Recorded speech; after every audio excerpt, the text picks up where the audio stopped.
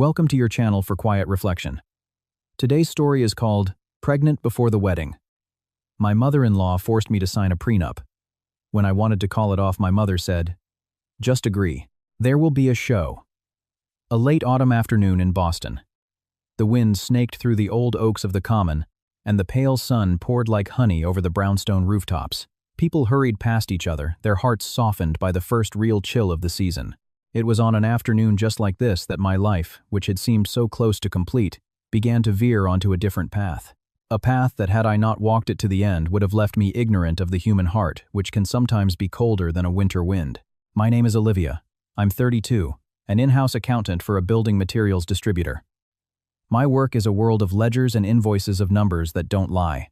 Perhaps because of this, I've become a careful person. I think before I speak and I look before I leap. People say I'm gentle, but my mother sees it differently. She says I'm not gentle.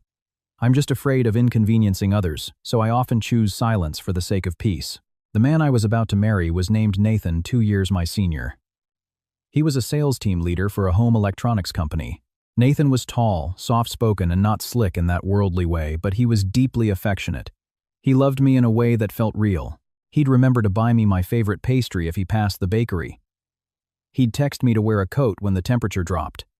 He could tell I was tired, just from the sound of my voice over the phone. Many people said a man who loves you like that is a blessing. I believed it too. There was just one thing that always made me hesitate: his mother. Eleanor, Nathan's mother, had been a widow for a long time, raising her son on her own. She was a meticulous woman, proper, and placed great importance on family reputation. She wasn't the type to raise her voice in public. She spoke deliberately, dressed impeccably, and everyone who met her praised her elegance. But the more I was around her, the more I felt a certain tightness, as if everything that entered her house had to be weighed and measured first. With me, she was always polite, but it was the politeness of a door left ajar, not of open arms. My mother Helen was the complete opposite. She was a woman of few words who rarely interfered, but she saw things deeply. Once I complained vaguely that I didn't think Nathan's mother truly liked me. Mom just replied slowly, "Someone who truly loves you, you can feel it without even looking. Someone who is wary of you, no matter how much they smile, there's always a distance." I just brushed it off, then thinking time would soften everything. I loved Nathan, and he wasn't a bad person. Was I really going to give up a nearly 2-year relationship because of a difficult mother? That morning I went to the doctor only because I'd been exhausted for days. My mouth had a strange taste, and even the smell of brewing coffee made me queasy. I thought I was just run down from overwork. I never expected to be sitting in front of a doctor, hearing her say, "Congratulations, you're just over 11 weeks pregnant." I was stunned for a few seconds. I walked out of the clinic in a daze, my feet feeling like they were on cotton, the paper with the results still in my hand. My eyes kept landing on those few small lines of text. There was truly a life inside me. The feeling was strange. I was happy enough to cry, but also so worried my throat closed up. I stood in the hospital corridor and called Nathan. The moment he picked up, I heard him laugh. "Are you done? Did the doctor scold you for staying up late again?" I swallowed hard, my hand gripping the phone. "Nathan." "Yeah, I'm here. I'm pregnant." The other end went silent. I thought the connection was bad and was about to call back when he spoke, his voice cracking. "Olivia, are you serious?" I smiled, my eyes stinging. Why would I joke about this? I heard Nathan take a sharp breath, then the distinct sound of a chair scraping back quickly. "Stay right there. I'm coming now. Don't go anywhere." Less than 40 minutes later, he was there.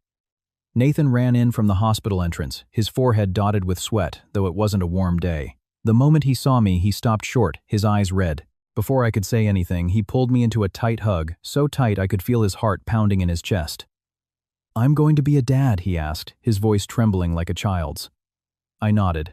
That nod made my nose burn. All the anxiety I'd been feeling melted away in his embrace. Nathan let me go and bent down to look at the ultrasound printout. He stared at it for a moment, then suddenly broke into a goofy grin. "Our kid is pretty amazing coming as a surprise like this." I laughed, touching his hand lightly. "What's so amazing? It's just that the parents are a bit slow." He took my hand, his voice suddenly firm. "We'll get married soon, okay? I won't let you be disadvantaged in any way. I'll talk to my mom. Don't you worry." I looked at him, the late afternoon sun casting a glow on his face so gentle and warm that anyone would want to believe him. I wanted to believe him too. It was just that in that fleeting moment of happiness, the image of Eleanor's guarded eyes closed off as a wooden door flashed in my mind. I asked quietly, "Do you think your mom will be happy?" Nathan paused for a beat. Just a single beat, but it was enough to make my heart sink. Then he squeezed my hand and forced a smile. "Mom is particular, but she's not unreasonable. Once she knows she's having a grandchild, she'll soften up. They say words are cheap, and anyone who hears a reassuring phrase wants to believe it one more time. I was no different." I sat on the back of his motorcycle, my arms around his waist, letting the early autumn wind whip through my hair. On the street, people were still heading home from work. The smoke from a food truck selling hot dogs began to rise. A street vendor's call echoed down the alley. Boston was beautiful that evening, achingly so. But somehow, at the very moment when it felt like everything was opening up in the gentlest way, I still felt a small stone in my chest. It wasn't big enough to make me truly afraid, but it was heavy enough to make me understand that from the day I knew I was carrying a child, I was no longer just a girl in love. I was about to step into a family where not everyone was waiting for me with an open heart, as Nathan kept saying they were. 2 days after I found out I was pregnant, Nathan told me we shouldn't delay. We had already been planning to get married. Now that a baby was on the way, we needed to talk to his mother right away to make proper arrangements. This was a man who didn't flinch when dealing with difficult clients. Yet that morning, before taking me to Brookline, he stood in front of my apartment for several minutes just to adjust his collar. "Are you nervous?" I asked softly. Nathan gave a crooked smile. "I've closed million-dollar deals with less anxiety than I feel today." I tried to joke to lighten the mood.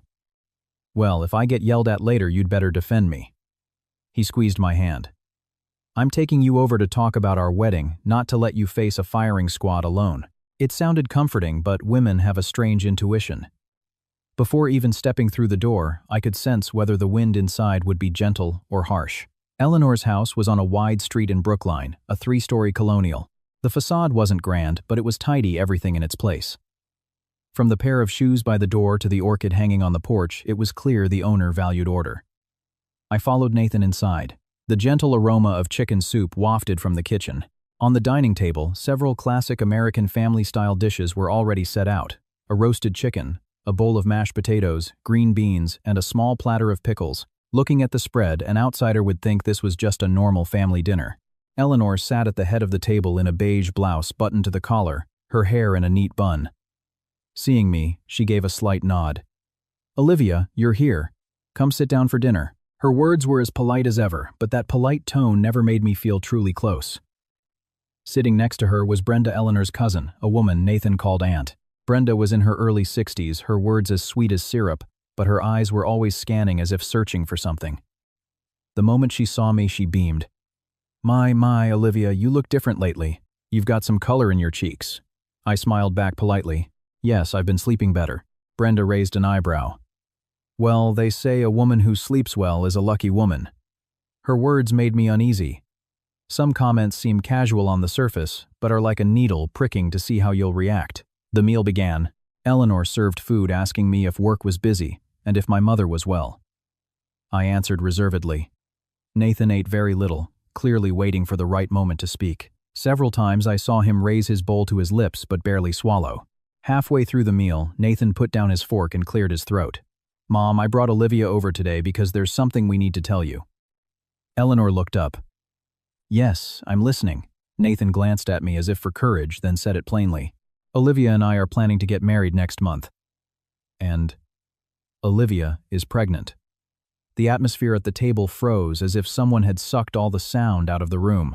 The serving spoon in Eleanor's hand stopped mid-air. Brenda looked up sharply, her eyes widening for a split second before she slowly put her bowl down. Eleanor looked first at Nathan, then at me. The change in her eyes was so stark I could feel a chill run down my spine. The polite facade was gone. Her eyes were like a calculator, rapidly assessing the situation.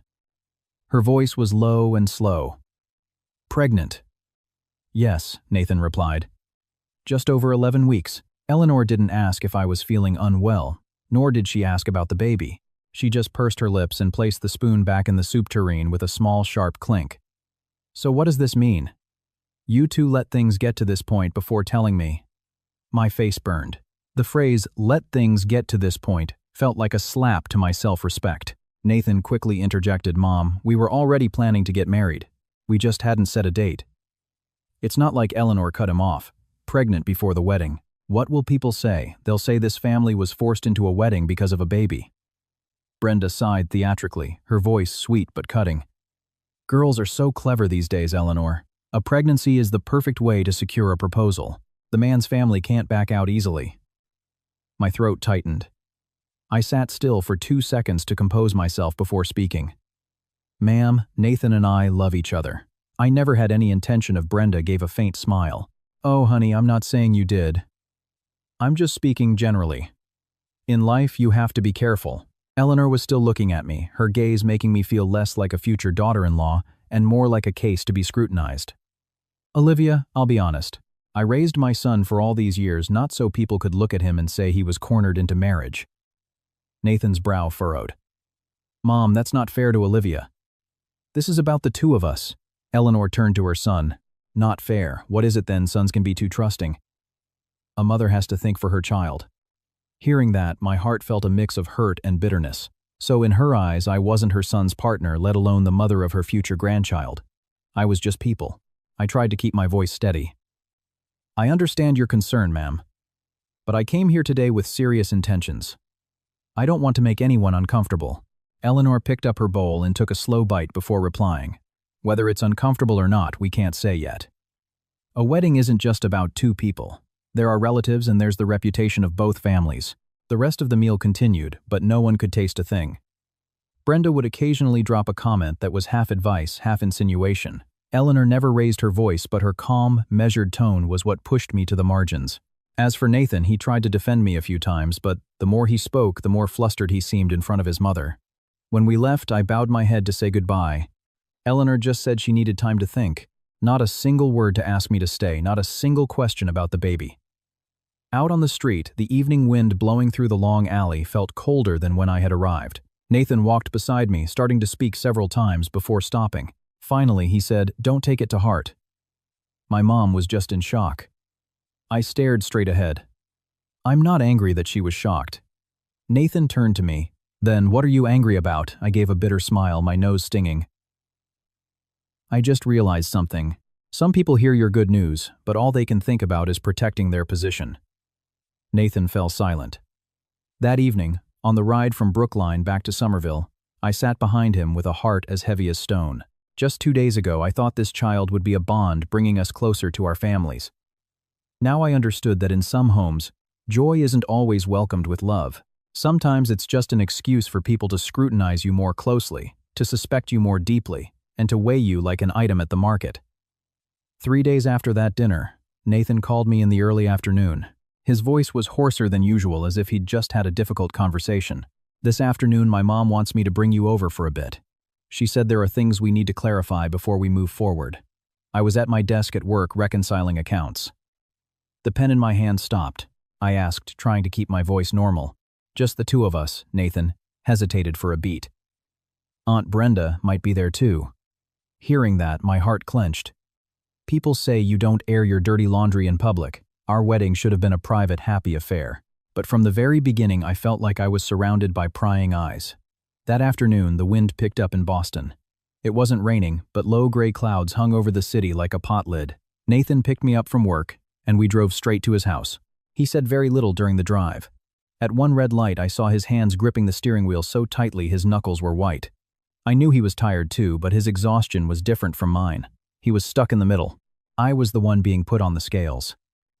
As soon as I stepped into the living room, I knew this wasn't going to be a normal conversation. The coffee table was cleared with no fruit bowl or fresh pot of tea like there usually was for guests. In its place was a thick brown file folder placed squarely in the center, as if waiting for me. Eleanor sat ramrod straight on the sofa, wearing a muted brown long-sleeved blouse, her face unnervingly calm. Beside her, Brenda sat slightly angled, her lips pursed as if she already knew how the scene would play out. "Ma'am, Aunt Brenda," I greeted them. Eleanor nodded slightly. "Yes, sit down." Her voice was even, but its very evenness made the room feel colder. Nathan pulled out a chair for me next to him. As I sat, I could feel my heart thumping in my chest. Eleanor looked at us both before speaking. "I called you here today to settle this, once and for all. Marriage is for a lifetime. Especially under the current circumstances, we need to be clear from the start. She emphasized current circumstances just enough for me to know she was referring to the baby. I placed my hands on my knees, telling myself to sit steady. She pulled the file folder closer, unclipped it, and took out a stack of papers. I'll be direct. I have a sum set aside for Nathan, $500, 0 inches of trust. In addition, there are some gold coins that I intended to give you both after the wedding as a nest egg. As for this house, I also plan to sign it over to him eventually. I listened, still calm. If she had stopped there, I might have considered it a mother's goodwill.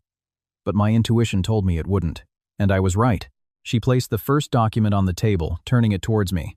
But because this wedding is happening so suddenly and with a baby on the way, I want everything to be transparent from the beginning. Read this, Olivia. This is an agreement confirming that the money, the gold, and this house are gifts from me to Nathan alone. It stipulates that no matter what happens in the future, you will not contest them. I thought I had misheard. For a few seconds my ears rang. It felt as if someone had just poured a bucket of ice water over my head. It wasn't about the $500,000 or the house in Brookline.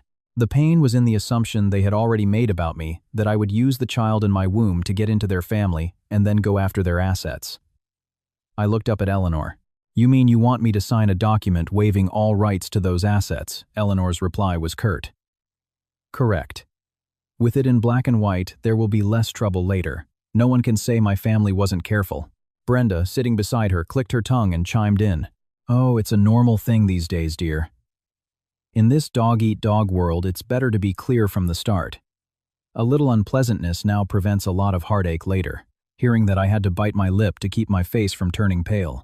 A little unpleasantness now prevents heartache later.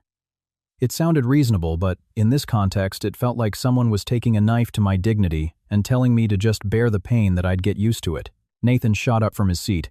Mom, this is outrageous. Olivia has never said a word about our family's money.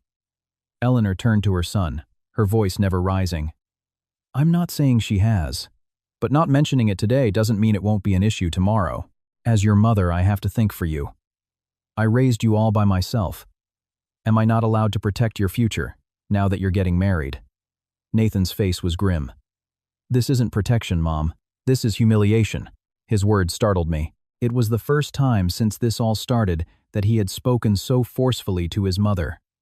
But the flicker of hope in my heart died as soon as Eleanor's voice turned icy. If you feel humiliated, then you should understand who I'm protecting. Outsiders can love you based on emotion. Only a mother loves you with her whole being. The room fell silent. Her words were like an invisible cord tightening around Nathan's neck. I looked at him. His shoulders were still tense, his jaw clenched, but his eyes had lost their fire. He loved me, I knew that. But the shadow of filial duty was so large in him that every time his mother pushed, he faltered. I looked down at the document in front of me. At the top of the page, the typed words were neat and orderly. There was even a clause stating, "Times I have been fully informed, am signing of my own free will, and commit to no future contestation." Asterisk. The black ink on white paper was clean, unsmudged. Only my self-respect was being scratched and torn. It was then I understood that some slaps don't require a raised hand. Just placing a legal document on a table and telling you to sign is enough to make you feel utterly devalued down to your very core. From Eleanor's house to the street corner, I didn't say a word to Nathan. The Boston evening had turned dark. The wind whistling between the narrow brick buildings felt cold against my cheeks. On the road, rush-hour traffic was thick. The sounds of horns, delivery trucks, and children calling to each other were as chaotic as any other day. Only my heart was silent, suffocatingly so. Nathan pulled the car over, turning to me several times. Finally, he spoke softly. "Put your seatbelt on, it's getting cold." I buckled my seatbelt slowly. The entire drive from Brookline to Somerville, I sat with my hands in my lap, not touching him. It wasn't childish anger. I just felt so drained that if I reached for him, then I would have burst into tears right there in the car. At a crowded intersection, Nathan spoke, his voice hoarse. "Olivia, I'm sorry." I watched the traffic ahead, not turning. "What are you sorry for?" He was silent for a few seconds, then said, "I'm sorry for making you sit there and listen to those things." I gave a faint smile that didn't reach my eyes. "I've already heard them. But I'm sure you know what hurts the most." Nathan sighed heavily. "I told Mom she was wrong." I turned to look at the side of his face under the streetlights. "You told her, but you couldn't stop her." The moment those words left my mouth, my heart clenched. I didn't want to become the kind of woman who constantly blames her partner. But if you don't speak, your pain, where does it go? They say you should pick your battles, but if you swallow your pride until you choke on it, is the peace that follows worth it? Nathan parked in front of my building as the streetlights cast a yellow glow. He turned off the engine and looked at me, his eyes red with fatigue and helplessness. Can you give me some time? My mom is just obsessed with the idea of losing things. I'll talk to her gradually, make her understand. I took off my jacket, smoothing my hair that the wind had tangled. Nathan, I'm not afraid of being poor. I don't need anyone's money. I'm just afraid of being disrespected. He looked at me, his throat working as if he'd swallowed a stone. I know. I shook my head, my voice quiet but cold. No. If you really knew, you wouldn't have let me sit there in front of that document like a criminal being interrogated. With that, I got out of the car and went inside. Nathan didn't try to stop me. Perhaps he knew that right then no words of comfort would work. My mother was in the living room, wearing her reading glasses and looking over some utility bills. When she heard the door, she looked up. One glance at my face and she took her glasses off immediately. What happened? I bit my lip and put my purse down on the sofa. I don't know why, but from the moment I left Eleanor's house, I had been as hard as a rock. Yet the moment my mother asked those two simple words, my throat closed up. I sat down next to her, my hands clasped, and told her everything. From the file folder, waiting on the table, to Eleanor's words about the trust fund, the gold coins, and the house to the paper demanding I sign away my rights. I told her how Nathan had protested, then fallen silent when his mother pressed him. I described the feeling of sitting in front of those black and white pages and feeling like an item on display, having to prove I had no ulterior motives. I spoke in a rush, my voice steady at first, then trembling. When I repeated the line about so no one can say my family wasn't careful, the tears finally came. I turned away quickly, wiping them. I never once thought about their money, Mom. I just wanted to get married, have a baby, and live a decent life. How could they think of me like that? My mother didn't rush to comfort me or sigh about our misfortune like many mothers would. She handed me a glass of warm water and waited for me to take a few sips before asking very slowly, "Do you still want to marry him?" I looked up. I thought she would be furious, tell me to leave him or call Nathan weak. But no, she asked, a single, chillingly short question. I sat in silence for a long time. Outside, the wind rustled the small potted plants on the porch. The kitchen still had the faint scent of ginger from the tea Mom had just made. I stared into the darkness outside the window and admitted I still do. My mother nodded, not surprised. "Because you still love him." I clenched my fists. "Yes. I love Nathan. As for his mother, I can't say it will be easy. But I still believe that over time she'll come to understand me." My mother leaned back against the sofa, her eyes fixed on something in the distance.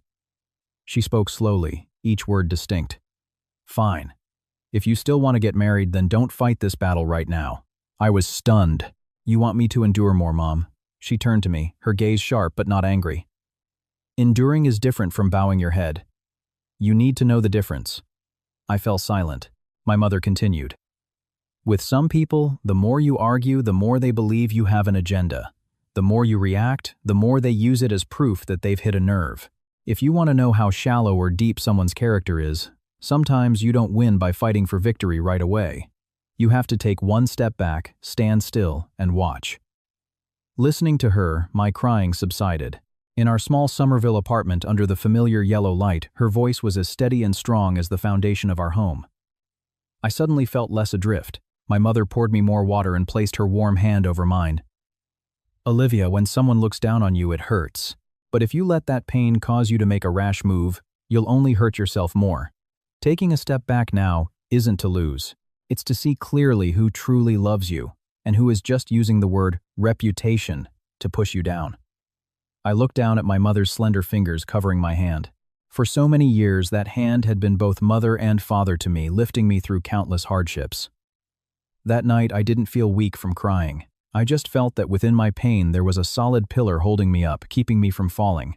The next morning, I woke up later than usual. Perhaps because I'd cried so much, or because my mind was exhausted from navigating a long, steep road.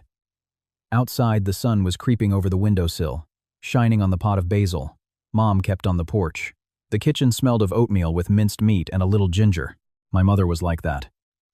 No matter what was happening, breakfast was never skipped, as if she was determined to maintain a normal rhythm to keep us from being swept away by the undercurrents. I washed my face and went to the dining table.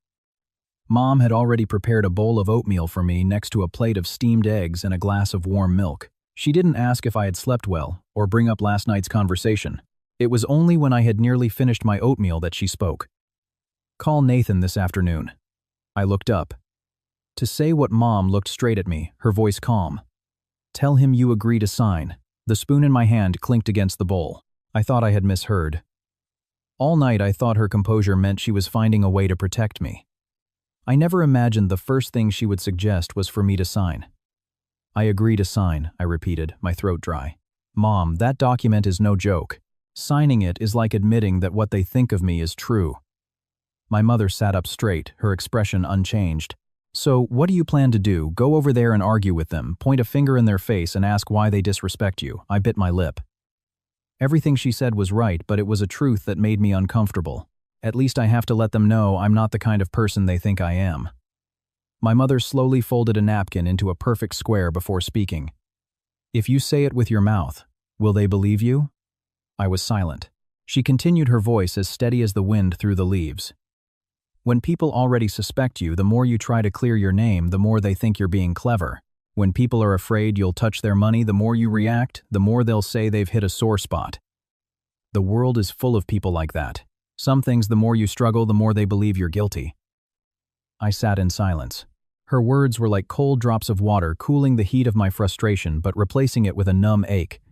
"So you really want me to just swallow this?" I asked, my voice softer this time. Mom looked at me for a long moment, then her tone surprisingly softened. "No, I'm not teaching you to swallow humiliation. I'm teaching you to choose the right moment to claim back what you deserve." I looked up. She took a sip of tea and spoke each word clearly. "Listen to me.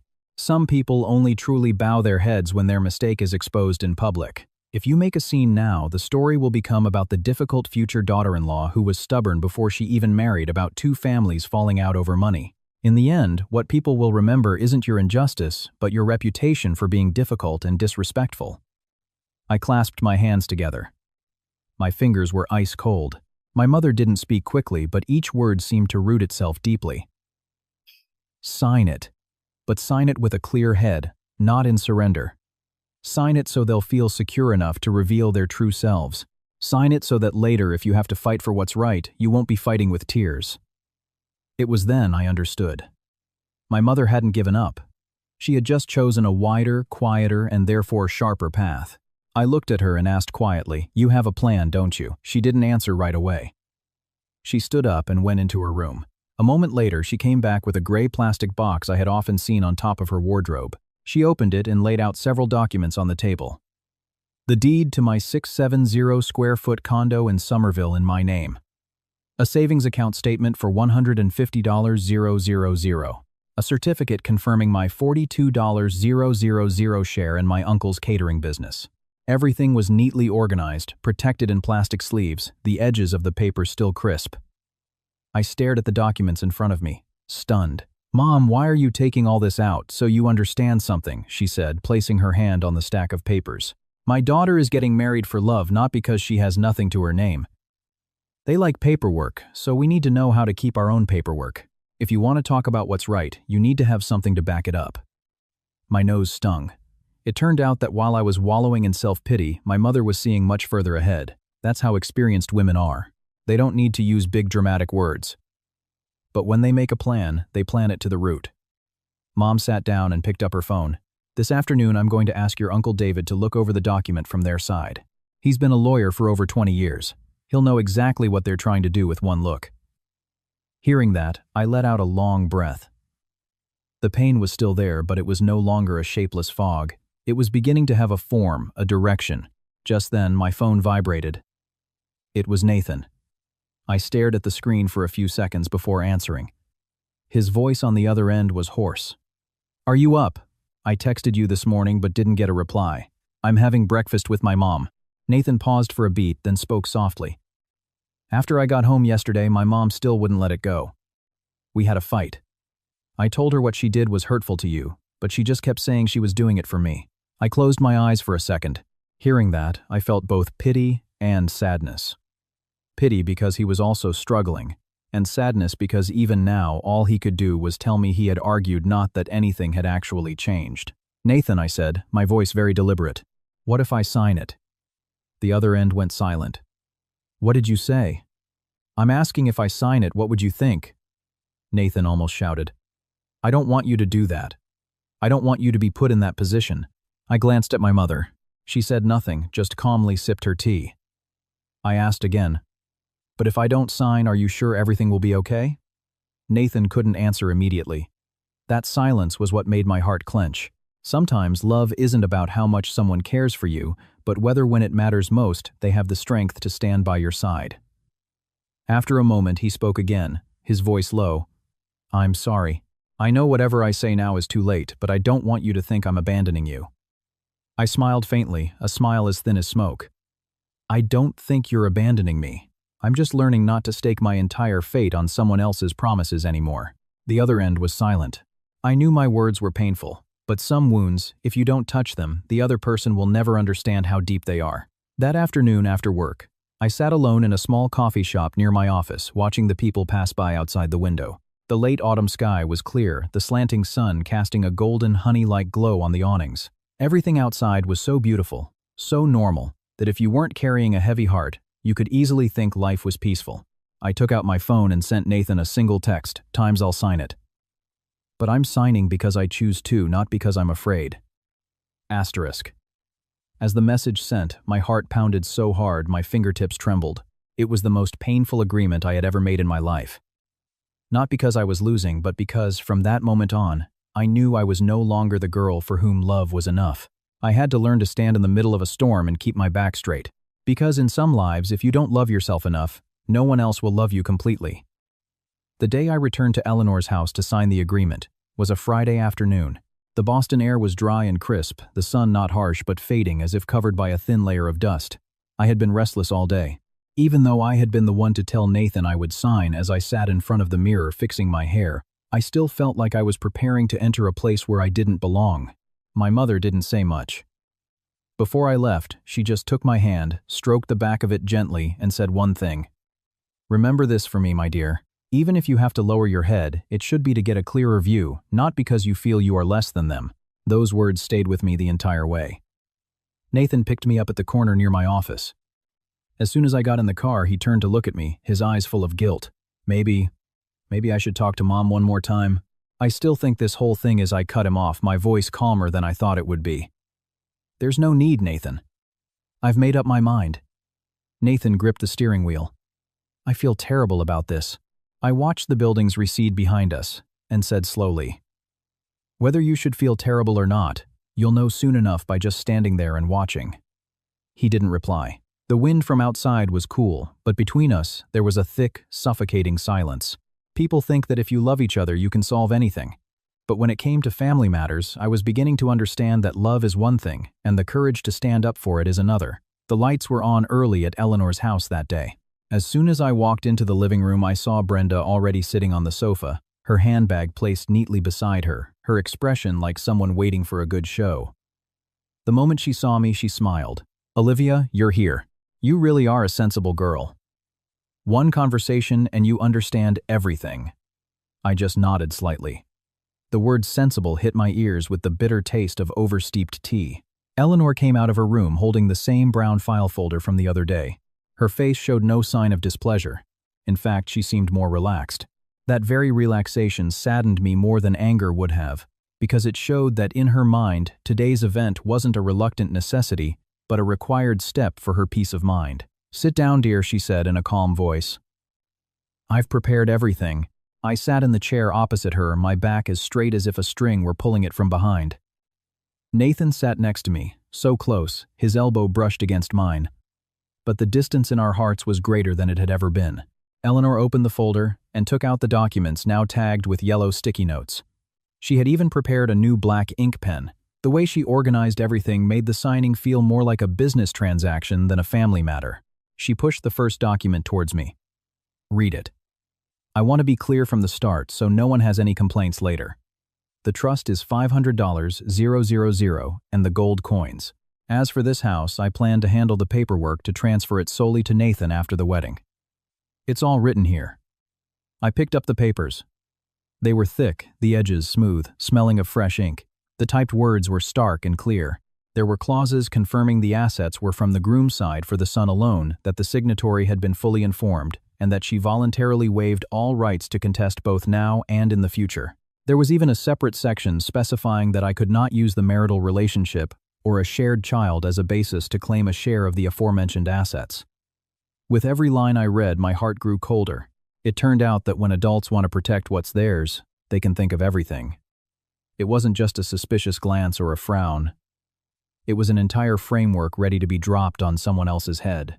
I sat in that room across from the mother of the man I was about to marry with him by my side, surrounded by propriety and status. Yet I felt as lonely as an outsider who had accidentally taken shelter from the rain on the wrong porch. Brenda leaned forward to look, her voice syrupy sweet. "Read it carefully, dear. Things that are clear last longer. As they say, black and white is better than 1,000 promises." I didn't look up. A different saying popped into my head. Words are cheap, but some words once spoken cheapen the affection between people. Nathan, beside me, suddenly spoke up. "Mom, this has gone too far. Why are there clauses about shared children and the marriage itself? You're acting as if Olivia planned this from the start." Eleanor didn't get angry, just frowned slightly. "I'm being cautious. You can't predict anything in this life. Today you're in love, but what if things go sour tomorrow? I'm not blaming the girl, but it's better to be safe than sorry." Safe than sorry. The phrase sounded wise, but in this context it was like a net of suspicion cast over my honor. Nathan turned to me, his voice cracking. "Don't sign it, Olivia." I looked up at him. I had been waiting for those words since the other day. But now that I heard them, I felt no joy, only a weariness, because the words that should have come sooner, that should have been strong enough to stop everything, now felt as light as a leaf falling on a rushing stream. I asked quietly, "And then what?" Nathan was speechless. "Right. And then what? If I didn't sign, could he take me out of this house right now? Could he stand up to his mother and say that if she disrespected his wife like this, there would be no wedding?" He couldn't answer. And that lack of an answer was the most painful cut of all. I put the document down and picked up the pen. My hand wasn't shaking as I had expected. It was just cold. Eleanor looked at me, her voice softening slightly. "Go ahead and sign. I'm doing this so that people won't have things to say about you later. Every family needs its rules." I lifted my head and looked directly into her eyes for the first time for a long time. "Yes, I understand. If you need a signature to have peace of mind, then I will sign today." I spoke softly, so softly it scared even me. The first page I signed. The second page I signed. The third, the fourth. Even the section confirming I had read and understood everything I signed. Each time the pen glided across the page, I felt like I was cutting away the last bit of innocence I had left about the dream of being a bride. Nathan sat beside me, his eyes red. Several times he reached out as if to stop my hand, then pulled back. His hesitation was so palpable I could feel it without looking. He was in pain, I'm sure. But his pain had an escape route. I was sitting right in the path of the blade. After the last signature, I put the pen down. The room was silent for a few seconds. Then, Eleanor let out a small sigh of relief. She gathered the papers, smoothing the edges, as if putting away a great worry. Brenda smiled smugly. "There, that's how it should be. With everything so clear, everyone can rest easy after the wedding." I heard her words, but my heart was empty. Who could rest easy, I didn't know. All I knew was that my stomach was churning, whether from morning sickness or from the humiliation I had just forced down into the pit of my being. When I stood up to leave, I still observed all the proper courtesies. I said my goodbyes, I maintained the decorum my mother had taught me. But as I stepped over that threshold, I knew one thing very clearly. Some humiliations, you can swallow them. But that doesn't mean they disappear. They just lie there, smoldering, waiting for a moment when the pain is deep enough to turn a gentle woman into someone who can no longer afford to look the other way. After signing the papers, I didn't visit Eleanor's house as often. It wasn't out of spite or anger. It was just that once you've sat in a place in the position of being judged, you can never enter it again with a light heart. But even without visiting much, I could feel a distinct shift in the atmosphere. Eleanor no longer had that poorly concealed wariness she'd shown when she first heard I was pregnant. She was calmer, her tone a little softer. The only thing was this softness wasn't because she understood me better, but because she now held the document that gave her peace of mind. I noticed it the very next time I went over for dinner. She served me a piece of fish, saying, "You're pregnant now, you need to eat well and take care of yourself." A woman who is blessed should cherish her blessings. It sounded like concern, but somehow I felt there was another layer of meaning behind her words, as if the blessing I had was being allowed into her family, not my inherent right to a dignified life. I just replied, "Yes, ma'am, I know. Sometimes silence is the only way to keep yourself from saying something you shouldn't." I was beginning to understand why older people say the hardest part of being a daughter-in-law isn't the housework, but learning to swallow the words that make your teeth ache. Brenda was different. If Eleonora maintained a veneer of civility, Brenda was the type to poke at your sore spots and pretend it was accidental. One afternoon, while I was sitting in the living room, she pulled out her phone, tapped it a few times, and laughed. In this day and age, you really have to be smart. A family that's careful from the start saves themselves a lot of trouble later, right, Eleanor? Eleanor just grunted in agreement. Hearing that, my back stiffened. I didn't need to ask to know she was referring to the agreement. A woman's intuition is rarely wrong, and just as I thought a few days later, I heard through an acquaintance from Nathan's side of the family that someone in their circle had commented, "That girl knows her place." She signed right away so the groom's family could be at ease. I heard that, and the glass of water in my hand felt ice cold. Knows her place. 4 simple words that felt like a wooden ruler, striking my self-respect. Since when did a woman who agrees to marry for love get seen as someone who was being done a favor for being sensible? Since when did my quiet endurance become a story for people to whisper about and pass judgment on? That evening I called, "Nathan." As soon as he answered, he asked, "Have you had dinner yet? I didn't beat around the bush." "Do you know that Aunt Brenda is telling people about the agreement?" He paused. "Who told you that? Who told me? Isn't as important as the fact that it's being gossiped about." Nathan sighed very softly. "I heard something about it, but I thought it was just a few comments and would blow over." I burst out laughing, a bitter, sour taste in my mouth. "Right. You're not the one being talked about, so you thought it would just blow over." Nathan was silent for a few seconds, then his voice dropped. "I'll talk to her. And I'll talk to my mom again." There it was again, that phrase. I stood on my balcony looking down at the small street in Somerville where a few kids were playing under the streetlights. A breeze blew past, carrying the faint, late-season scent of honeysuckle. I asked very calmly, "When are you going to stop telling me?" "I'll talk to them." "Nathan." He was silent. I didn't wait for a reply. "I don't need you to start a fight. I don't need you to yell at your mom or argue with your relatives. But at the very least, when people are using my situation as a topic for gossip, don't just stand in the middle hoping things will calm down on their own." His voice was hoarse. "I know you're hurt." I closed my eyes. "No. You only know I'm sad. My hurt is something that every time I hear someone make a veiled comment, I feel like a fishbone is stuck in my throat. I can't swallow it, and I can't pull it out." He said nothing more. I didn't want to talk anymore either. In the days that followed, I tried to maintain a normal life. I went to work, came home, bought some fruit, had dinner with my mom, and went to my prenatal appointments on schedule. I didn't let myself get consumed by thoughts of my in-laws. I wasn't just carrying myself anymore. No matter what, I had to stay healthy for my child. My mother saw everything but didn't press me. She just reminded me to eat more sleep earlier and not to look at my phone too much at night. Occasionally, when she saw me staring into space, she would say very gently, "When someone throws mud at you, you don't have to bend down and pick it up." I would just give a weak smile. But more and more, I felt that behind my mother's calm demeanor, there was a quiet, methodical preparation taking place. One evening, I came home from work and saw some familiar documents on the living room table. My mother was wearing her glasses carefully, wiping each plastic sleeve with a soft cloth. I recognized them immediately. The deed to my condo, the $150, 000 savings statement. The confirmation of my shares in my uncle's business. I stopped at the doorway. "Mom, why did you take all that out?" She looked up, took off her glasses, her voice casual. "Just double-checking to make sure everything's in order. Paperwork you might need has to be neat, complete, and clean." I walked closer, my heart beating faster. "Mom, are you really going to do it?" She gave me a half smile. "Did you think I was joking?" She stacked the documents neatly. "They like transparency, so we have to be transparent too. But our transparency isn't about competing with wealth. It's to make them understand that my daughter is entering this marriage with her head held high, not with empty hands. I sat down, next to her, a lump in my throat. All this time you haven't been angry with me. For being so stubborn about wanting to get married, my mother placed a hand on my shoulder. What is there to be angry about? It's normal for young people in love to want to be together. As long as you learn one thing, from this being a gentle woman is good, but being so gentle that people think you don't feel pain is foolish. I lowered my head, my eyes stinging.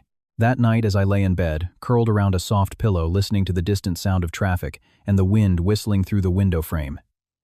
Everything was so quiet, you could close your eyes and believe life was peaceful. But only I knew that beneath the calm surface, small waves were still relentlessly crashing against the shore. The difference was, unlike in the beginning when all I knew was self-pity, now I no longer felt completely alone, because behind me my mother had silently built a foundation. And ahead of me the watchful eyes, the half-spoken comments, the seemingly harmless advice, it was all accumulating into a debt. And in this life, a debt sooner or later must be settled. As the wedding day drew closer, the gatherings with Nathan's family became more frequent. Some said it was to complete the introductions. Others said it was a good opportunity to discuss catering flowers and guest lists. On the surface, it all seemed reasonable. But I knew that at these events, the topic of discussion wasn't just the wedding. It was me. It was a Sunday afternoon. Eleanor was hosting what she called an intimate family lunch for some close relatives. But the moment I stepped into her house, my heart sank. Besides Brenda, there were 3 other people, a great-aunt, a cousin-in-law, and a distant uncle of Nathan's. The house was filled with lively chatter, the clinking of dishes and the scraping of chairs. It sounded festive. But amidst the conviviality, I felt like I was walking into a public inspection rather than a family meal. Eleanor was wearing a thin, dark purple sweater, her hair neatly combed. Seeing me, she said, "Olivia, you're here.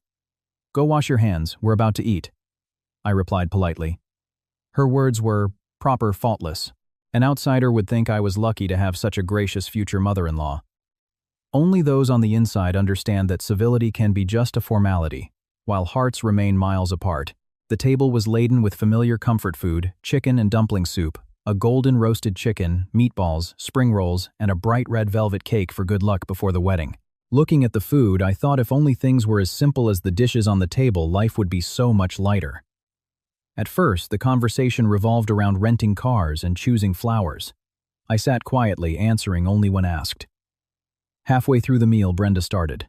She put a piece of chicken on my plate and said with a smile, "Eat up, dear. You're not just eating for one anymore." The great aunt sitting next to her cleared her throat. "Yes, you have to be careful when you're pregnant. Rushing the wedding like this is necessary. Can't let the belly show too much, it would be unsightly." The word unsightly made my hand freeze over the dipping sauce. I still managed a faint smile. Well, we were planning to get married anyway. We just moved the date up a bit. The cousin-in-law laughed. That's what everyone says to keep things pleasant.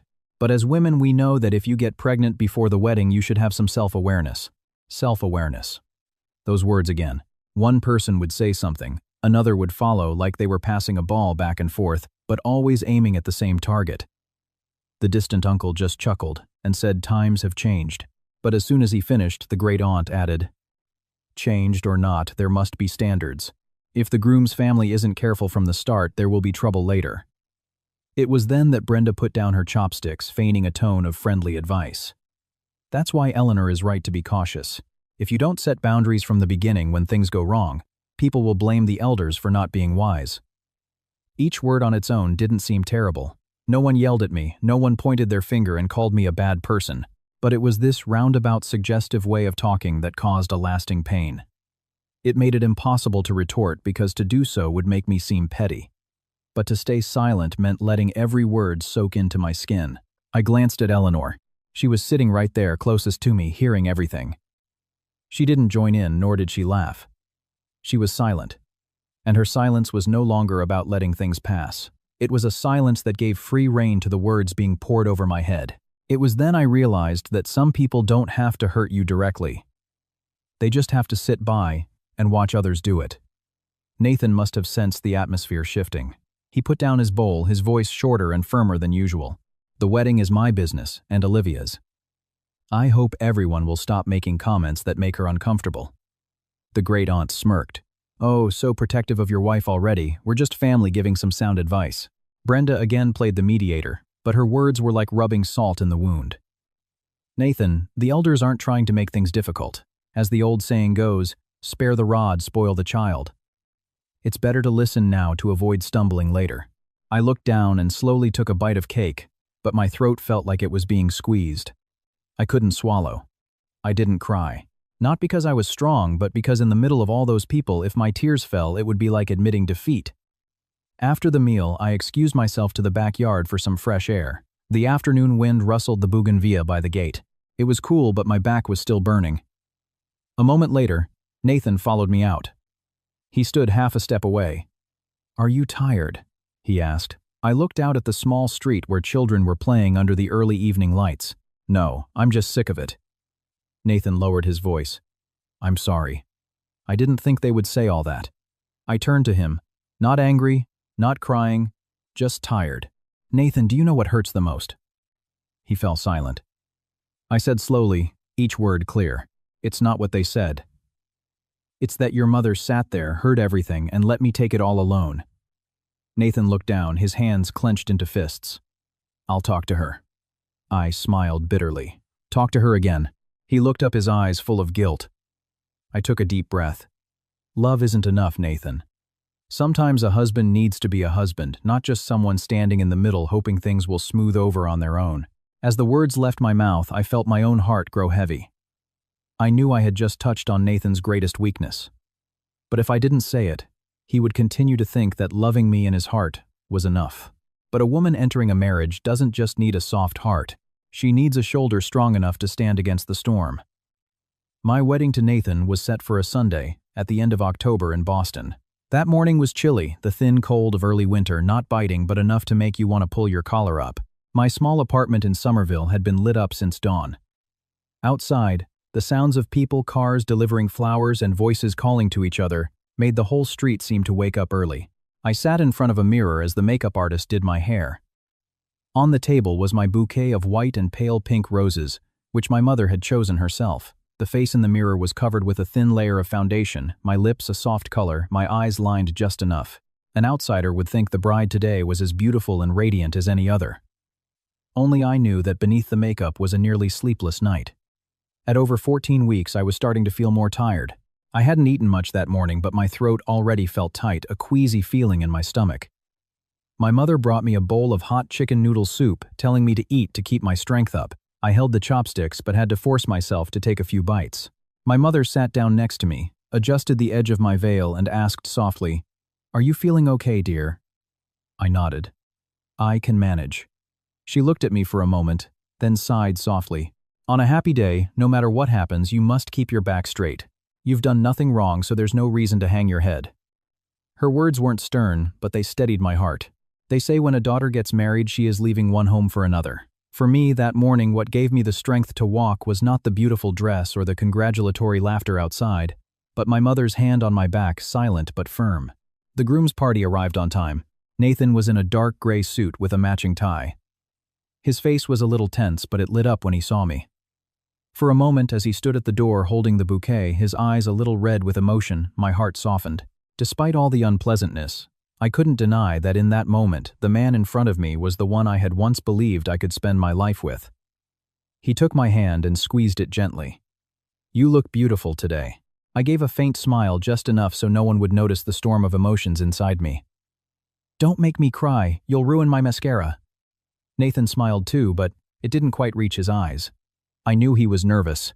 I just didn't know if it was from the joy of getting married, or if he also had a premonition that today wouldn't be smooth sailing. The family ceremonies and introductions went according to plan.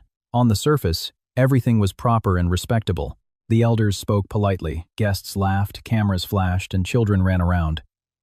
Looking at those pictures, no one would guess the tense undercurrent flowing between the two families.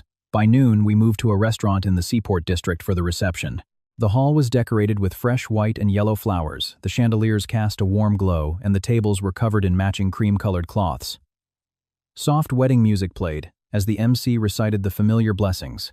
The guests were arriving in droves. I stood next to Nathan at the entrance, smiling for what felt like an hour until my cheeks ached. People shook our hands, congratulated us, and complimented how good we looked together. One older gentleman even looked down at my stomach and said with a laugh, "A blessing right after the wedding? That's wonderful." I kept smiling and saying, "Thank you," but every time I heard the word blessing, I felt a small pang. A joy that should have been so natural had long been twisted by suspicion and gossip. When the hall was nearly full, the MC invited the families to take their seats for the ceremony on stage. I took Nathan's arm and we walked up to the sound of applause, the spotlights so bright they were blinding. Standing on that stage looking down at the dozens of crowded tables, my heart suddenly started pounding. The feeling was hard to describe, like walking on a beautifully polished wooden floor but sensing a crack about to form under your feet. The first part of the ceremony was like any other wedding. The MC introduced the families and invited representatives to speak. I listened, my ears feeling as if they were stuffed with cotton. It was only when the MC respectfully invited the groom's mother to the stage to share a few words that my heart clenched. Eleanor walked up in a dark purple velvet dress, her hair in a neat bun, her steps slow and deliberate. Outwardly, she was still the impeccable, elegant mother-in-law who commanded respect. She took the microphone from the MC and smiled faintly. "First, I would like to thank all our guests for being here, and thank the bride's family for giving their daughter to ours." Her voice was just warm enough, just clear enough that anyone listening would think this was going to be a beautiful speech. Then, she continued, "Today is a joyous day for these two, and also the day our family welcomes a new member. As a mother, I only hope that they will live in harmony with love and understanding." I stood beside her, my fingers gripping my bouquet so tightly they started to go numb. I knew somehow that she wasn't finished. Sure enough, she paused for a moment, her eyes sweeping over the hall as if to make sure everyone was listening, then said slowly, "It's difficult for young couples starting out these days, so our family has prepared a $500, 000 trust fund and some gold coins for Nathan. We also plan to finalize the transfer of our house to him so he can build his future with peace of mind."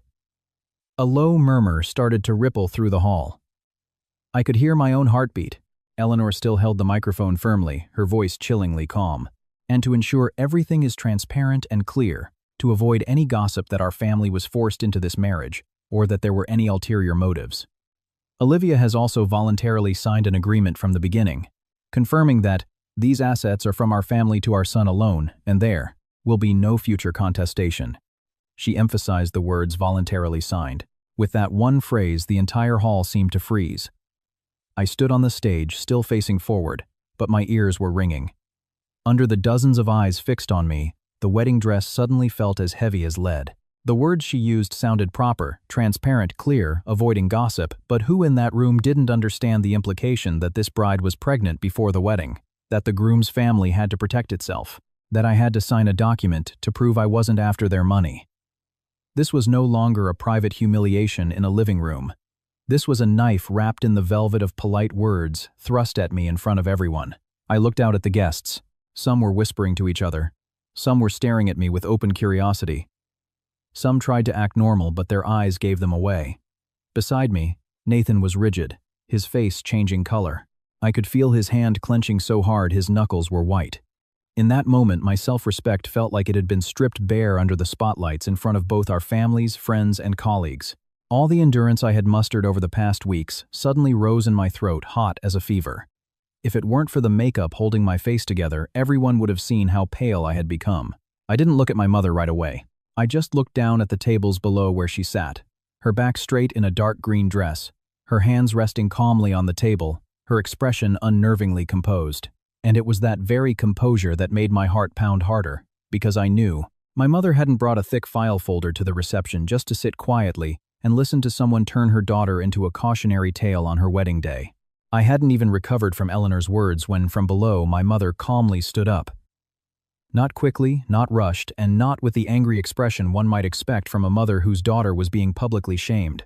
She just adjusted her dress, stepped away from her table, and walked straight towards the stage. The sound of her heels on the restaurant floor was quiet but clear, so rhythmic that the entire hall seemed to hold its breath to watch her.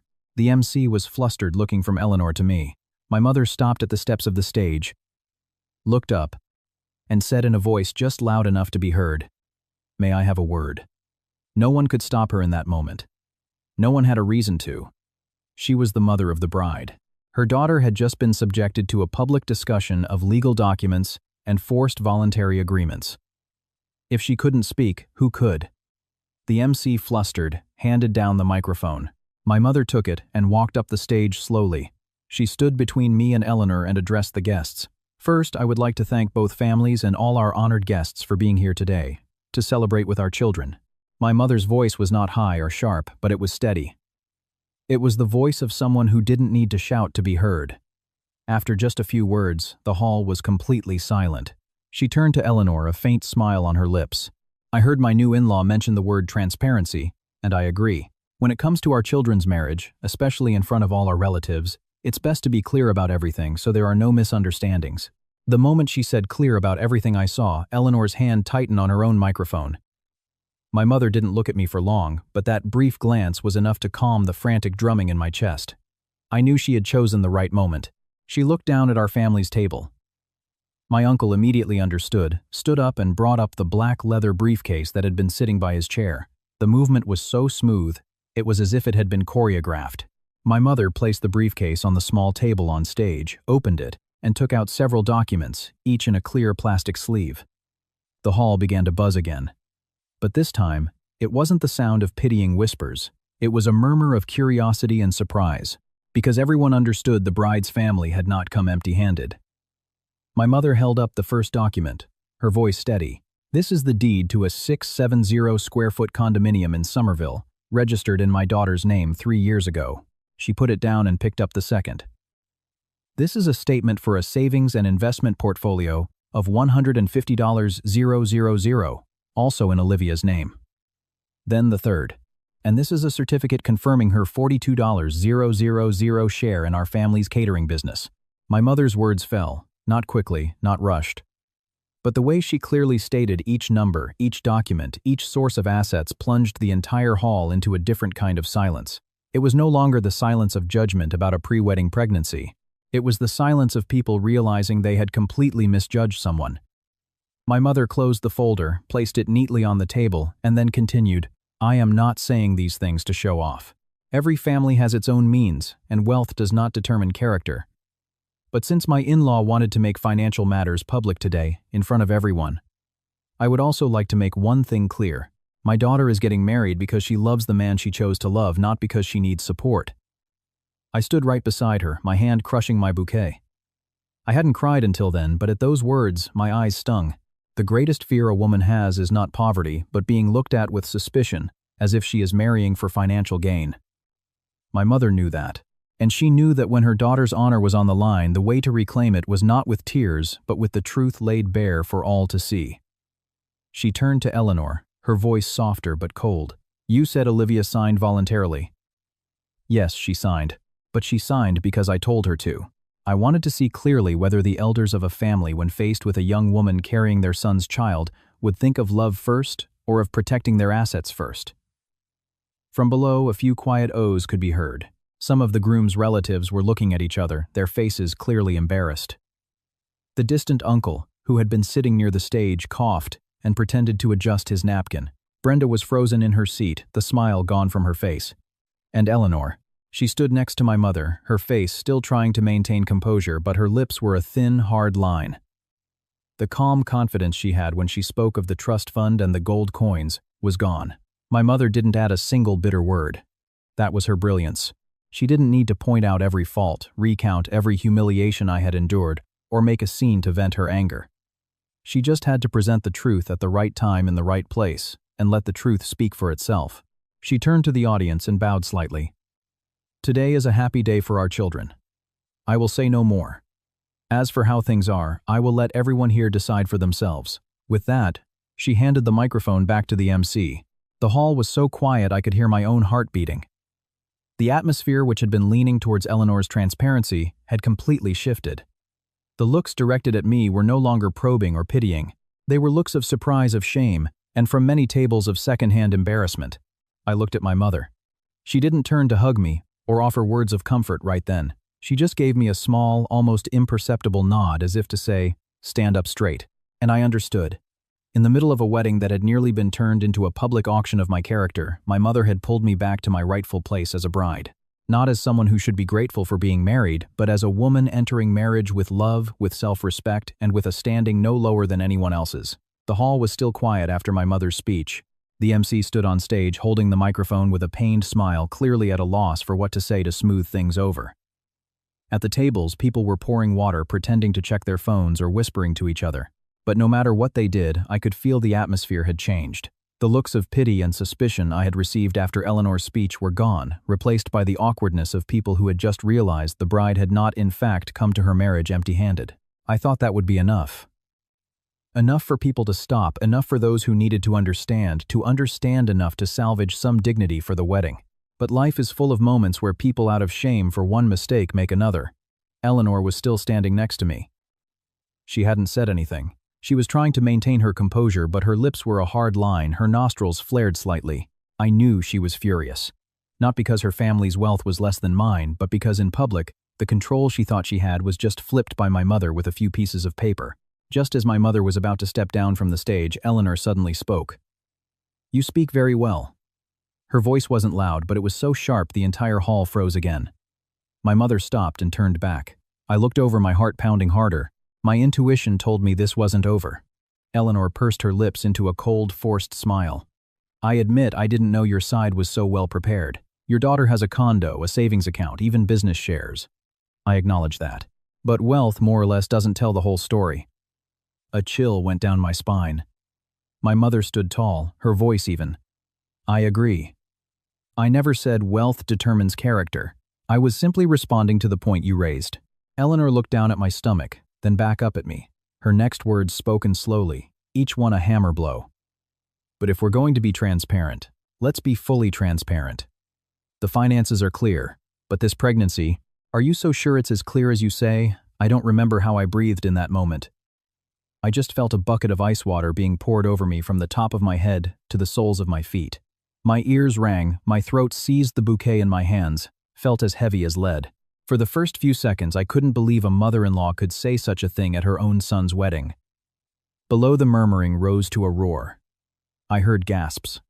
I saw people turning to each other. An older guest at a nearby table audibly whispered, "Oh my God." Eleanor's words had crossed every line. Money was one thing, documents were another, but to question the paternity of the child in my womb on my wedding day was to stab my character with an unsheathed knife. I stood there frozen. If I had been trying to maintain my composure before, my face must have been sheet white then. All the humiliation, all the pain of the past weeks seemed to converge in my chest so tight I couldn't breathe. Only one thought echoed in my mind. Times. How could she be so cruel? Times. Nathan beside me suddenly took a step forward. His voice rang out for the first time, truly firm in front of his mother. "Mom." That one word was not the soft call it usually was. It was a sharp command. "What did you just say?" he asked, his eyes red, his jaw tight. Eleanor was probably surprised by his reaction, but her own burning pride wouldn't let her back down. She shot back, her voice trembling with anger. "Am I wrong? Pregnant before the wedding, and now all these hidden secrets are coming out? Who can be sure everything is clean?" Nathan seemed to forget he was on a stage. "Stop it right now, Mom," I heard his voice, and my heart ached. This was the first time he had truly stood up for me, but ironically, it came only after my honor had been torn to shreds by his mother in front of everyone. My mother stepped forward, positioning herself slightly in front of me, as if to shield me. Her voice was not loud, but it was ice cold. "Eleanor, some words once spoken can never be taken back." Eleanor gave a bitter laugh, her face a mask of fury and loss of control. "I'm just saying what everyone else is thinking, but is too polite to say." It was then I felt my hands truly start to shake. Not from fear, but from a humiliation so profound. People could dislike me, look down on me, even put me in a difficult position, but to suggest the child in my womb was not my husband's, it was the foulest thing you could throw at a woman. My mother signaled to my uncle at the table below. He immediately brought up another folder. I recognized it at once. It was the file with all my prenatal and ultrasound records that my mother had been keeping for me. She took it and held it up to the microphone. "This is Olivia's complete prenatal file from the very first weeks. The dates, the measurements, the developmental milestones are all here. The timeline of the pregnancy is perfectly consistent with the time she and Nathan have been together. You want transparency? I'll give you transparency with medical records." She opened each page, not reading everything, just the crucial milestones. The date of the first ultrasound, the gestational age, the doctor's notes, the corresponding time frames. Everything was clear professional without a single emotional word. Below, the murmuring began to die down. Many eyes shifted from curiosity to discomfort. But this time, the discomfort was not directed at me. I looked over at the groom's family's table. Some were looking down at their plates. Some were avoiding looking at the stage. Brenda sat as if she'd been nailed to her chair, her hand clenching her napkin so hard it was wrinkled. My mother closed the folder, her voice slow. My daughter can endure things for the sake of peace. But enduring does not mean letting people say whatever they want. To attack the honor of a pregnant woman, that brings a heavy consequence, Eleanor. Her last words fell softly, but the hall seemed to grow even quieter. Nathan stood beside me, his chest heaving. He turned to look at his mother, his eyes filled with a pain and anger I had never seen in him. As for me, I didn't cry. Tears seemed meaningless now. In my mind, there was only one feeling. Some words, even if the person apologizes for a lifetime, you can never forget the moment they pierced your heart so deeply. My wedding day was supposed to be the beginning of a home. Instead, in just a few minutes on that stage, it became the day I had to stand and listen to my own mother-in-law question the identity of the child I was carrying. And I knew from that moment on that nothing between me and Eleanor could ever go back to the way it was before. After my mother presented the prenatal records, the atmosphere in the reception hall finally settled down somewhat. The flustered MC moved on to the toast, and the band struck up at just the right moment to fill the awkward silence that had fallen between the two families. People started clinking glasses, talking and laughing again with a forced loudness, as if a little noise could erase what had just happened on stage. But anyone who has been publicly humiliated knows that some things cannot be drowned out by music. Nathan and I went from table to table. I held a glass of orange juice instead of champagne, my smile just wide enough, my steps slow from exhaustion. My belly wasn't showing much, but after a morning of standing and sitting, plus the recent shock, my back was aching. Every time someone took my hand to congratulate me, I had to smile as if nothing was wrong. Being a bride on your wedding day, it turns out, is like playing a part, the part of the perfectly happy woman no matter how tangled your insides feel. Eleanor didn't say another word. She returned to her table, her face a cold mask, and barely touched her food. My mother also returned to her seat, her expression as calm, as if she had just made a few casual remarks. I watched these two women from a distance, my heart in turmoil. One had just pulled me out of the mud, the other had pushed me into it on my wedding day. Both mothers, yet their ways of loving their children were worlds apart. Near the end of the reception, when most guests had finished eating, I excused myself to the bridal suite to fix my hair and catch my breath. A staff member led me to a small room off the main hall. In the mirror, my makeup was still intact, but my eyes were visibly tired. I leaned against the counter, closing my eyes for a moment, just wishing the party would end so I could have some peace. Just then I heard voices from the hallway. At first I paid no attention, but then amidst the jumble of sounds I clearly heard Brenda's voice. "Oh, I'm not making it up. I have it right here on my phone." My eyes flew open, my heart stopping for a beat. Instinctively, I moved closer to the door. It was slightly ajar enough for me to see the brightly lit hallway outside. Brenda was standing with two female relatives from Nathan's family holding her phone, the screen facing them. One woman covered her mouth, her eyes wide. The other leaned in, speaking so softly I could only catch a few broken words. "That's him. So she used to date that Times guy." A chill ran down my spine. I didn't need to see the picture clearly to know what it was. It was an old photo of me with Dylan. A photo from a past I thought was long buried now, being dredged up at this exact moment. Right after my pregnancy, my honor and my finances had been put on trial. Brenda's particular brand of cruelty was in her subtlety. She didn't shout it out for everyone to hear. She just picked a quiet hallway at a time when guests were relaxed and a little tipsy, and lit a match, letting the rumor spread on its own. I stepped out into the hallway. Brenda was startled for a moment, but quickly regained her composure. "Oh, Olivia, you're here. I was just showing the ladies some old photos. Just happened to come across it in my phone." I looked directly at the phone in her hand. On the screen was a picture of me and Dylan at a coffee shop from years ago. My hair was shorter then, my smile more carefree. He was standing close, his arm draped casually over the back of my chair, a picture that said nothing more than the fact that I had a past. I asked, my voice low, "Where did you get that picture?" Brenda blinked, a faint smile on her lips. "Oh, it was public online. I just stumbled upon it and saved it."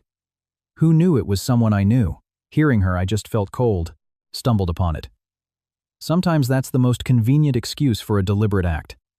Before I could say more, I heard footsteps behind me. It was Nathan, probably looking for me. "What's going on?" he asked. No one answered right away. One of the two women quickly walked away. The other gave an awkward smile and followed. Soon it was just me, Nathan, and Brenda in the stark white hallway, the cold lighting making everyone's face look drawn. Brenda put her phone away, her voice light. "Nothing. I was just showing them a picture of Olivia when she was younger. She was quite a catch back then." Nathan looked at me, then at her. What picture? I didn't speak. My throat was tight with bitterness. Brenda, seeing my silence, took the opportunity to be even more suggestive. "Oh, just a picture from her dating days. Everyone has a past when they're young." I was just a little surprised, that's all. It seems Olivia and her ex were quite passionate. She even smiled as she said it, a smile as thin as paper, but as sharp as a razor. I turned to Nathan, and in that instant, my heart dropped. His expression had changed. It wasn't anger, and not exactly suspicion. It was something mixed, a hesitation, a shadow, a layer of deep thought that had just settled over him. That one moment of hesitation hurt more than anything Brenda could say. I spoke, my lips dry. "That's an old photo. From before I met you." Nathan nodded slightly. "Yeah, I know." He said he knew, but his voice was no longer natural. When the man who loves you starts to harbor a thorn of doubt, even if he doesn't ask, you can feel it. Brenda, seeing this, added more fuel to the fire, her voice sickeningly sweet. "Well, I didn't say anything. It's just that, at such an important time, like a wedding, the past should be clear. The worst thing is when old business isn't finished before new business starts." I whipped my head around to face her. "What are you implying?" It was one of the rare times I had been so direct, perhaps because I was just too tired to soften my words anymore. Brenda shrugged. "I was just talking. Don't be so sensitive." Nathan gently took my arm. "Let it go, Olivia." I turned to him. Those 3 words, "let it go," made my heart sink. It wasn't that he was completely wrong. In a restaurant hallway, after all the drama of the day, it was understandable that he wanted to keep the peace. But that's what hurts a woman most. When someone has just poked at your deepest wound, and the man beside you just wants you to not make a scene. I gently pulled my hand away. "I'm going back inside." With that, I turned and walked away. My back was straight, my dress was neat, my hair was in place. But only I knew that behind me something between us had just cracked. The reception ended in a quiet, strained atmosphere that an outsider might not have noticed. I still stood with Nathan to see the guests off still, said thank you, still smiled, still took the final photos of the day. The only thing was, from the moment I left that hallway, an invisible wall of glass had gone up between us. Neither of us broke it, but we both knew it was there. That night, as the car took us to our temporary apartment after the wedding, the streetlights streaked past the window in the cold, early winter wind. I sat in silence, my hands resting on the bouquet, its petals already starting to wilt. Nathan was silent too. His silence wasn't cold, but it was heavy. I knew the name Dylan, which I thought was buried in the past, had just been resurrected. And when the past is dredged up at a moment of vulnerability, it's no longer just an old story. It becomes a shadow, and that shadow, with just a slight shift in perspective, can darken the entire road you've just begun to walk. The apartment we had rented after the wedding was in a new complex in Somerville, not far from my mother's house. At first, I had thought it was convenient, but that night, as the door closed behind us, the brand new apartment felt strange and suffocating. Outside, the early winter wind whistled through the balcony door. The wedding bouquet was still on the table. A few red envelopes and gift boxes were stacked in a corner. The things that should have brought joy now felt empty. The day had been as long as a fever. From Eleanor's public shaming and her venomous words about the baby, to the old photograph in the hallway, my body was exhausted, but my mind was painfully awake. Nathan put the keys on the counter and turned to me. "Go sit down. I'll get you a glass of warm water." I nodded. Not because I wanted him to take care of me, but because I truly had no energy to say another word. He went into the kitchen while I sat on the edge of the sofa, my hands instinctively cradling my belly. The brightly lit room was too quiet, and that quietness made the day's events feel even more vivid. Nathan brought the water and sat down a short distance from me. He looked at me, wanting to say something, but then stopped. I understood that after the incident in the hallway, there was a difficult silence between us. It wasn't an explosive suspicion, nor was it cold indifference, but a thin film had settled over us, making any words of comfort feel forced. I took the glass, but before I could take a second sip, the phone on the table vibrated. The screen lit up with a name that sent a chill from the nape of my neck down my spine: Dylan.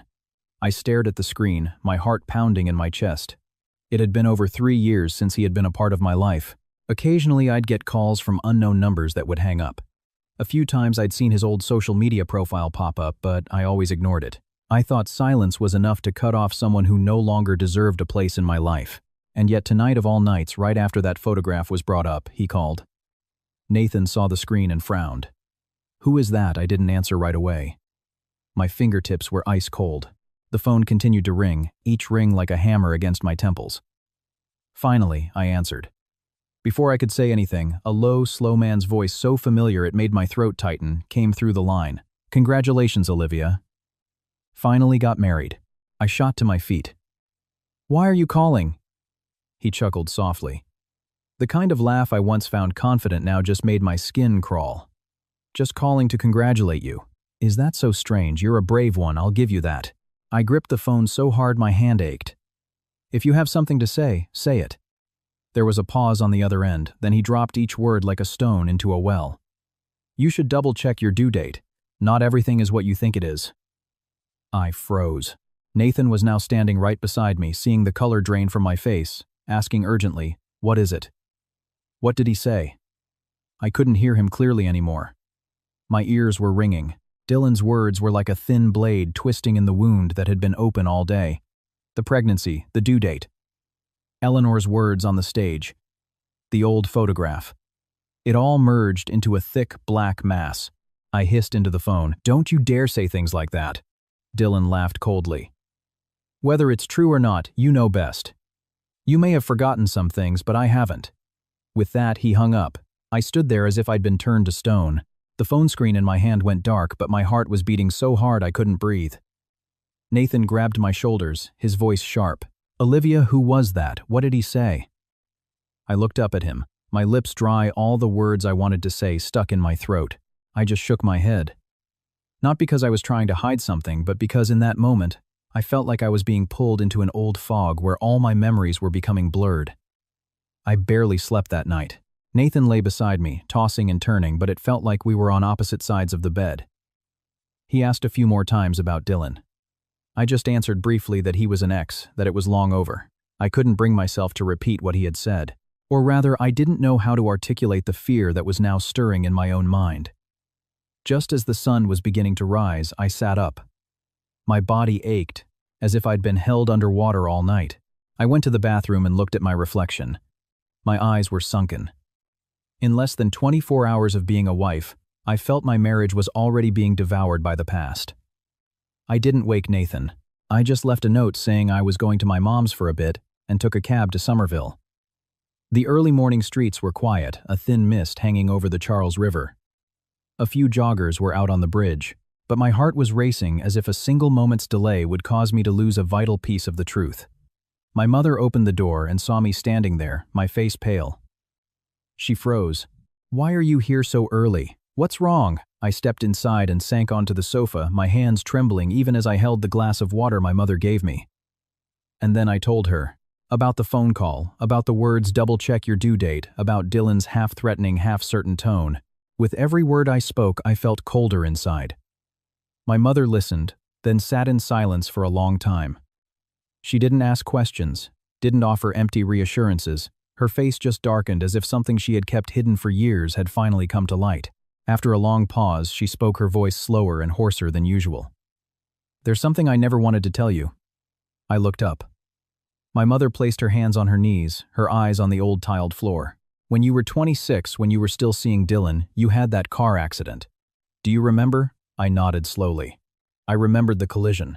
I remembered being thrown from the car, my abdomen hitting the door hard, then the pavement.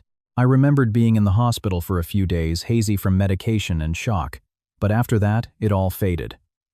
I went back to work, back to life, thinking the accident was just a small broken note in my life's song. My mother continued, her voice heavy. "After that, the doctor told me. You had severe abdominal trauma. It could cause long-term hormonal imbalances that your cycle might never be regular again. I hid it from you." I stared at her, my ears ringing again. "You hid it from me." She closed her eyes for a moment. "I was afraid you would fall apart. You were so young and so blindly in love with him. I was afraid if you knew you would panic and blame yourself." I sat there stunned. For all these years I thought my body was normal, that my irregular cycle was just due to stress. I never imagined that behind it was an old warning my mother had carried alone. But she wasn't finished. She added one more thing that made my heart plummet. And one more thing. "At the time, someone came to the hospital asking about your medical records. From the description and the way he spoke, I suspected it was Dylan." My chest tightened. A fragmented memory surfaced. A time I had fainted after a fight with him. I woke up at his apartment, my head throbbing, and he told me I had just been exhausted and fallen asleep. I didn't think much of it then. Now the broken pieces of the past were crashing together with a terrifying sound. I placed a hand on my belly, my lips trembling. "Mom, what does he know?" My mother looked at me, her eyes full of both pity and gravity. "I'm not sure exactly what he knows, but if he called last night specifically to mention the due date, then he's probably planning to use your old medical issues to scare you." Outside, the morning sun was beginning to shine on the porch. A new day was dawning, completely normal. But in my heart, from that moment on, nothing was normal anymore. It turned out the most terrifying thing wasn't an ex coming back, but an ex coming back armed with a piece of the truth about my own body that I had never fully known. Leaving my mother's house that morning, I didn't go back to the apartment. I told the taxi driver to take me straight to the private clinic where I'd been getting my prenatal care. Boston, in early November, was clear but colder than it had been. The wind sent dry yellow leaves skittering across the pavement. I sat in the back of the cab, clutching my purse to my stomach, my mind a tangled mess. After talking to my mother, all I could think about were the words hormonal imbalance, irregular cycle, due date. Some fears, once they get into your head, don't stay put. They wander, seeping into every thought, making even breathing feel heavy. The clinic was busier than I expected. The smell of antiseptic, the squeak of nurses' shoes on the linoleum, the automated voice calling out names, it was all familiar, but today it made me feel dizzy. I sat in the waiting room for my ultrasound, watching other expectant mothers with their husbands or mothers, all of them clutching their medical files with a mixture of fatigue and hope. I sat alone, my back straight, my hands ice cold. The sonographer was a woman in her 40s with a gentle voice and a careful manner. She asked a few routine questions about my last visit, my last period, my general health. I answered, but my own voice sounded distant. When the transducer touched my belly, I held my breath. The screen showed the familiar image that still made my heart melt. My baby was there, moving slightly, so small yet so vividly alive, it brought a lump to my throat. The technician looked at the screen, took some measurements and said, "The baby is healthy, good heartbeat, movement is fine, development is on track." Just hearing those words, I almost cried. After all the venomous accusations, my child was safe. But just as relief washed over me, the technician frowned at the numbers on the screen and asked again, "Can you give me the date of your last period one more time?" I repeated it. She typed something into the machine, was quiet for a moment, then turned to me and explained in a professional tone. "Based on the current measurements, the estimated gestational age is significantly ahead of the date you've calculated. From your last period." My ears rang. "Ahead? What does that mean?" She pulled her stool closer, her voice still calm. "It doesn't mean there's a problem with the baby. In many cases where the mother has an irregular cycle or ovulation is off schedule, or the memory of the last period is inexact, the calculation can be wrong. The ultrasound just gives us another reference point. We can't conclude anything from this alone, other than the need to cross-reference with your previous records." I gripped the edge of the examination table. "Is significantly a lot?" She looked at me, perhaps noticing the change in my expression, and spoke more slowly. "Enough that we need to review the file carefully. But don't jump to conclusions. Medicine is complex. The important thing is that the baby is healthy." Healthy. Those words should have been my lifeline. But for some reason, the word that stuck was ahead. It was like a nail being hammered into my forehead. I walked out of the ultrasound room with the printout still warm from the machine, staring at the numbers as if my heart were falling into a pit. I found a corner in the hallway and forced myself to read the results again and again. The numbers that were once just data now felt like blades. I wanted to call my mom, to call Nathan, to ask someone if this was all just a coincidence, if my body was just truly off kilter. But my throat was dry. I couldn't call anyone. Finally, I took a taxi back to the apartment. It was almost noon. Nathan was home. He must have taken the day off when I didn't come back. The moment he opened the door, he saw my face and his questions tumbled out. "Where have you been? I called you. I was so worried." I took off my shoes, slowly avoiding his eyes. "I went for another checkup." Nathan froze. "Another one? Why didn't you tell me? I would have gone with you." I didn't answer. The silence in the room was suffocating. On the dining table, a bowl of oatmeal he had warmed for me was getting cold, a glass of milk untouched beside it. The sight of it made my throat tighten. Just then, Eleanor emerged from the bedroom. She must have come over that morning, still unsettled after the wedding. Seeing how pale I was, her expression changed. "What's wrong with your face? Did something happen?" For the first time, I heard a note of genuine concern in her voice, not the usual coldness or insinuation. Perhaps she too could feel that this new marriage was on shaky ground. I was about to say it was nothing, but Nathan had already seen the ultrasound report clutched in my hand. He stepped forward and took it from me gently but firmly. "Let me see." I couldn't hide it.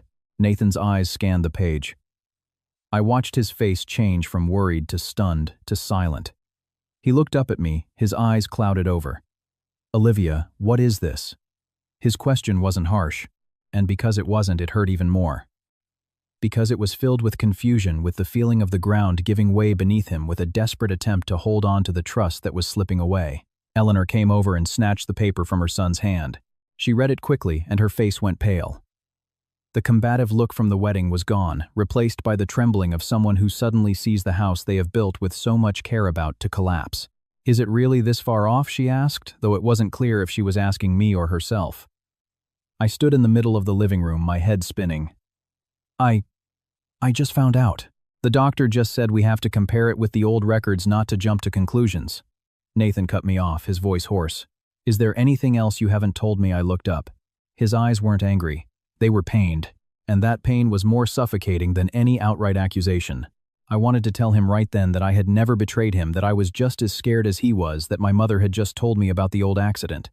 But just as I opened my mouth, the phone in my pocket vibrated. A text from a number I didn't need to see to recognize. I opened it. A single short line. Asterisk. "If you keep hiding it, I'll tell him what happened that night." Asterisk. I froze. That night. What night? What was he talking about? Was this a real threat? Or was he just mixing fear with my own hazy memories to break me completely? I didn't know. All I knew was that as the screen lit up in my hand, the room in front of me was no longer a home. It felt like a void pulling me, Nathan and Eleanor, down into the depths of a crisis that none of us had the strength to pretend would just go away. The text message glowed on the screen and then faded, but the chilling sensation it left behind did not. I stood in the living room, phone in hand, facing Nathan's taut expression, and Eleanor, who was clutching the ultrasound report as if it were burning her. The newly married apartment, still smelling of fresh paint, suddenly felt suffocating, as if all the windows had been sealed shut. I took a deep breath. Sometimes you stay silent for fear of making things worse, but sometimes if you stay silent, you end up burying yourself. I looked up at Nathan, then at Eleanor. For the first time since entering this family, I no longer felt the need to save face for anyone. I just wanted to save the truth. "I'll tell you everything." My voice was hoarse, but it didn't tremble. They both looked at me. I pulled out a chair and sat down, my hands instinctively going to my belly, as if to remind myself that I wasn't allowed to collapse now. I started from the beginning. About Dylan's call last night, about his words telling me to check the due date. About going to my mother's that morning, and her confession about the car accident when I was 26. I told them how after the accident, the doctor had warned that my hormones and cycle could be irregular for a long time. The more I spoke, the tighter my throat became, but I didn't stop. Then I told them the part that scared me the most. Back when I was with him, I fainted once after an argument. I woke up at his apartment, my head was completely foggy. I didn't dare think about it back then, but now, with him bringing up the due date, bringing up that night, I'm truly terrified. At this, Eleanor's face went white. Nathan sat motionless, his elbows on his knees, his hands clasped so tightly his knuckles were white. He didn't interrupt, didn't press for details. Only the muscles in his jaw worked tight under his skin. I bit my lip. "I have never been unfaithful to you. But I can't be as confident as I was before because I'm being terrorized by the blank spaces in my own memory." After I said that, I felt a lump in my throat. For weeks I had been battling others' suspicions while wrestling with my own fear. Now that it was all out, I didn't feel relief, just the sensation of having finally put down a very heavy stone. The room was silent for so long I could hear the sound of cars in the parking lot below. Finally, Nathan lifted his head. His eyes were red and sunken from lack of sleep, but his gaze no longer held that familiar indecisiveness. "We're going now," he said. I was taken aback. "Going where?" "To the old hospital," he said, his voice slow but firm. "We're done guessing. If there's a record, we need to see it." I looked at him, my heart clenching. It was the first time since the crisis began that Nathan hadn't said, "Let me figure it out," or "Let's wait." He stood up, grabbed his car keys, and turned to me. "You're not going through this alone anymore." Those words made my eyes sting. At that moment, Eleanor stood up too. She no longer looked like the prim, proper mother-in-law, but like someone who had been shaken from their anger to see the wreckage they had helped create. She spoke softly but clearly. I'm going with you." It was the first time after everything that she had spoken to me like that, not to win me over, but because she too understood that at this point, if they continued to draw lines between mother-in-law and daughter-in-law, their family would truly be beyond saving. The old hospital was in Cambridge not far, but the drive felt strangely long. No one spoke. I sat in the back, clutching the file, watching the city blur past the window, my mind in a state of suspension. Outside the midday, sun was pale. Inside, 3 people sat in one car, each lost in their own chaos. The only difference was that this time, I wasn't fighting alone. When we arrived after providing my old patient ID, we were told to wait while they retrieved the archived files. The wait was only half an hour, but it felt like half a day. I sat on a plastic chair in the corridor, my palms clammy. Nathan sat beside me, glancing over occasionally, silently handing me a bottle of warm water. Eleanor stood at the end of the hallway, her back to us, her shoulders slumped. It was the first time I had ever seen her look so small. When the records clerk brought out the file, the doctor reviewed it carefully. He looked at the paperwork from the old accident, asked a few questions, and then explained slowly that after the abdominal trauma, my records noted a high risk of long-term hormonal imbalance. He said ovulation could be off by several weeks, even more than a month during periods of irregularity. Therefore, he concluded calculating the due date based solely on the recent ultrasound could easily lead to a misunderstanding. I listened, my vision blurring. The doctor continued. "To put it simply, a discrepancy in the estimated gestational age in a case like yours is not evidence of its infidelity. It is a medical factor that was documented in your old file." The moment he finished, I bowed my head, tears falling before I knew it. Not tears of weakness, but tears of relief. After weeks of being suffocated by suspicion, the truth was finally on my side. And there was more. We learned from an old nurse who vaguely remembered the incident that a man had repeatedly tried to get information about my medical records back then, claiming to be a concerned fiancé. The description of his appearance, his voice, the timing, it all confirmed what my mother and I had suspected. Dylan never had a real secret about the baby. He only had knowledge of an old wound in my body and was using my hazy memory to manipulate my fear. Walking out of the doctor's office, my legs felt weak. Nathan quickly steadied me by the elbow. He didn't say "I'm sorry" right then, but the way he held me up was more real than any apology. Eleanor stood in the hallway for a long time, her eyes red, her hands clutching her purse. Perhaps it was in that moment that she fully understood the cost of a spoken suspicion, and perhaps for the first time she truly saw me, not as the girl who had entered her family, but as a woman who had almost been buried alive by the fears of others and by her own. As the 3 of us stepped out of the hospital, before we could even take a full breath, I saw him. Dylan was standing under a sycamore tree near the entrance, wearing a dark shirt, his hands in his pockets. He had an air of casual waiting that would make a stranger think he was an innocent bystander. But the moment I saw him, my back went cold. The cruelty of some men lies not in shouting or violence. It's in knowing a woman's greatest fear and squeezing it. He saw me, and his lips curled into a smirk. "Finished already? I told you there are some things you should know sooner rather than later." I didn't let him finish. This time I walked straight towards him. No hesitation, no fear, no more retreating. I stood a few feet away, looked him in the eye, and said, "I know everything." The smirk on his face faltered. I continued, my voice not loud but each word clear. "I know what my old medical file says. I know you tried to pry into my records. And I know you don't have any real secret. All you have is a habit of using other people's fears to manipulate them. Did you think every woman has to live forever in the shadow? You create." Dylan's face hardened. "I don't know what you're talking about." I laughed. The sound was strange even to my own ears. To play dumb at this point.